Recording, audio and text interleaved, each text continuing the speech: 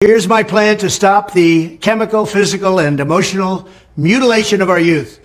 On day one, I will revoke Joe Biden's cruel policies on so-called gender-affirming care. Ridiculous. A process that includes giving kids puberty blockers, mutating their physical appearance, and ultimately performing surgery on minor children.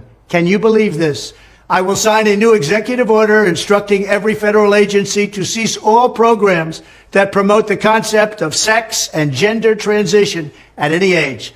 I will then ask Congress to permanently stop federal taxpayer dollars from being used to promote or pay for these procedures and pass a law prohibiting child sexual mutilation in all 50 states. It'll go very quickly.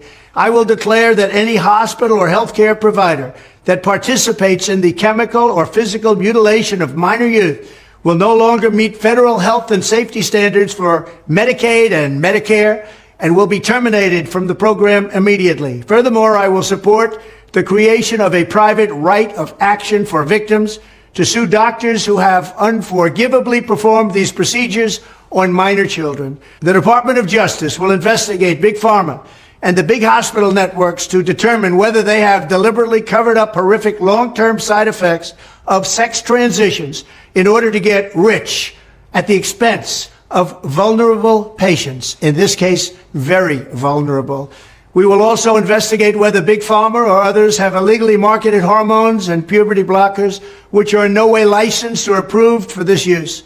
My Department of Education will inform states and school districts that if any teacher or school official suggests to a child that they could be trapped in the wrong body, they will be faced with severe consequences, including potential civil rights violations for sex discrimination and the elimination of federal funding. As part of our new credentialing body for teachers, we will promote positive education about the nuclear family, the roles of mothers and fathers, and celebrating rather than erasing the things that make men and women different and unique. I will ask Congress to pass a bill establishing that the only genders recognized by the United States government are male and female, and they are assigned at birth. The bill will also make clear that Title IX prohibits men from participating in women's sports, and we will protect the rights of parents from being forced to allow their minor child to assume a gender which is new and an identity without the parent's consent. The identity will not be new, and it will not be without parental consent.